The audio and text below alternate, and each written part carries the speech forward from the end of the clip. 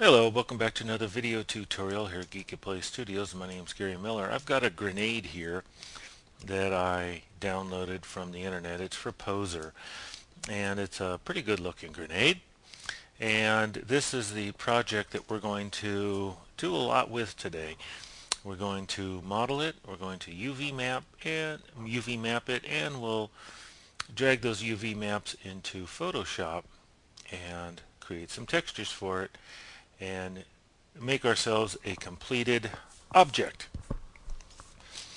And it is, at first, if you look at it, it looks like a very simple model, and it is, but it does present a few elements in it that may be a little bit tricky if you're not really familiar with modeling. So that's why I chose this one, because it's got some elements to it that I've never modeled before in any of my tutorials, and so I thought I would demonstrate that today. So let's take our original one here, and I will get him out of the way. Come up here to the 3D Primitives tab, and let's create a sphere. And I'm going to throw this into the center of my 3D universe here and squash it down just a little bit.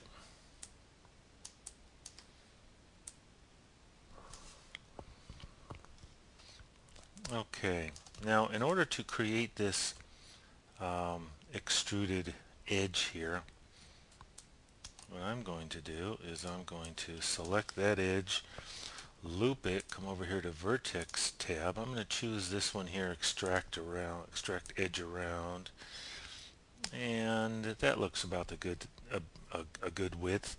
Now this original edge that's selected, I'm going to hit backspace and delete it, but notice it's still bent here, and that's because it still has the points there. So I'm going to clean that up. Come over here to Utilities, click on this, come all the way down here to Merge Coplanar Facets, and that cleaned up that edge. Now you see it's nice and straight. Okay, select faces, select two of those, loop them, and vertex modeling and sweep surface. And I'm just going to create two subdivisions here. There we are. I could do more, but if I add one or two levels of smoothing, I like that look. I don't want, if I add more subdivisions in there, it will make the edges a little bit sharper, and I kind of like the look just how it is. And so with one level of subdivision, it's a nice smooth look to that. So before I actually do commit my subdivisions, I will leave it just at that. Okay, now it looks like he's got a little, the person who made this has got a little sphere there on top. Okay. It has been well over 20 years since I have picked one of these up and thrown one. I don't recall it being a sphere. It kind of, I think what I will do is select that edge, extract edge, and I'll just bring that in there to there. Select faces, select those faces. I'm going to delete them. Select edges, loop that, and fast extrude, and I will fast extrude that upwards.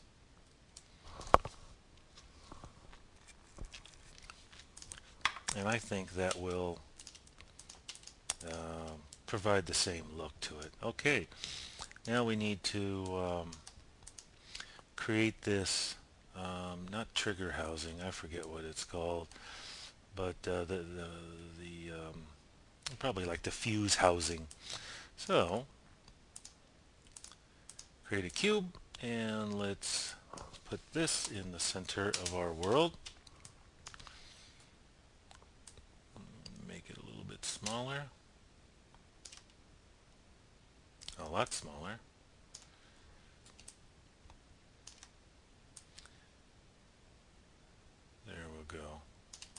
right down there.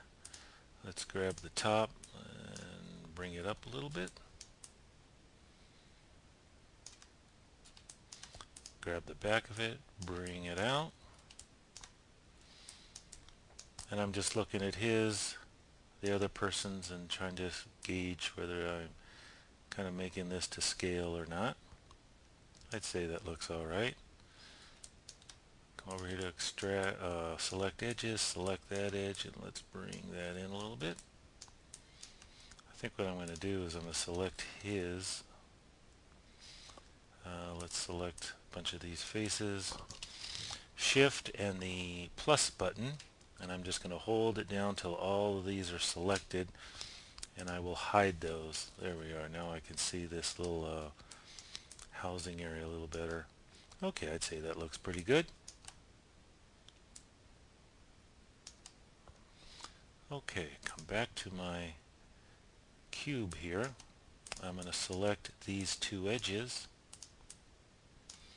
and use my chamfer tool.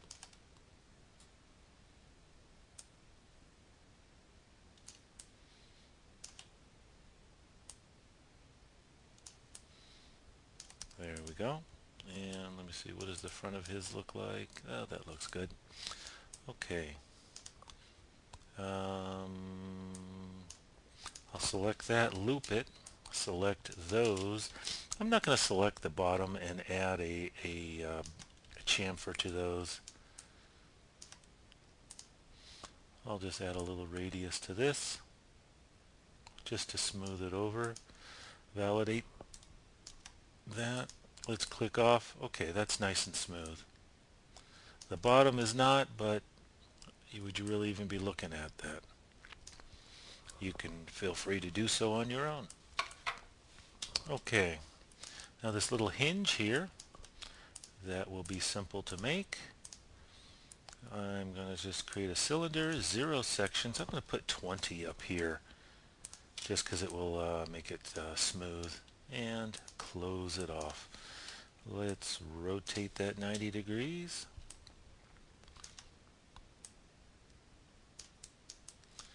And adjust it roughly to size.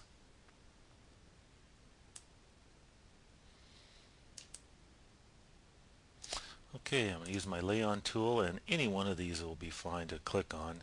Click there, and it's lined up.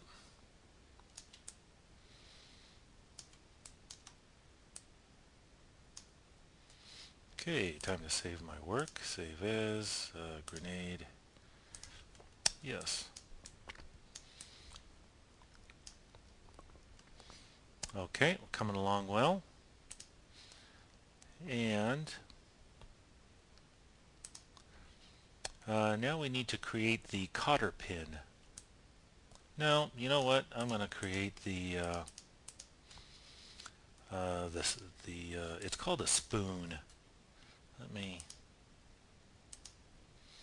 This thing is called a spoon, if I remember correctly. So to create that, if you look at the shape of it, I'm just going to create it out of this thing. So Control C, Control V, and now that gives me a copy of this top polygon. Rotate it around, and now I think I'll make it a little bit bigger, because the edges do need the edges of it need to come over the housing here of this trigger mechanism. Okay, by moving it forward I did make it smaller, so I do need to bring that out a little bit. Okay, I'm going to come over here to a no, I'll keep that view, that's fine. Okay, now what I want to do is I want to shape this so that it conforms to roughly the shape of my grenade. So I'm going to use my fast extrude, and with that edge selected, just drag it down, fast extrude again, and fast extrude once more. Validate that. Okay, that'll work. Let's select that edge, loop that around. Oh, it's not wanting to loop all the way. Alright, I'll select them anyway. Let's see if we can continue our loop. There we are. Okay, I'm going to use fast extrude again and just extrude straight downwards and come in a little bit.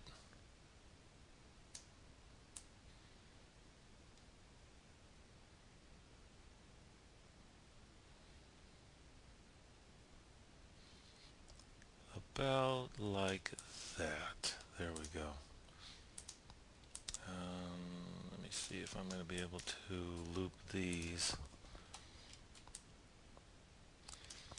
Okay.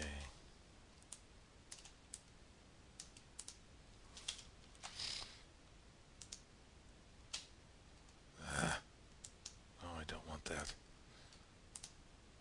Don't want. There we are. Deselect these.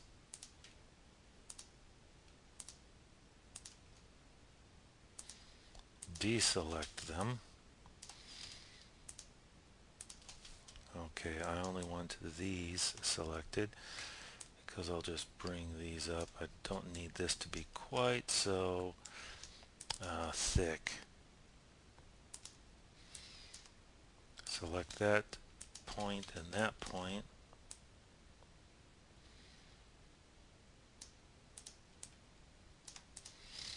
And the thing could be widened a little bit more.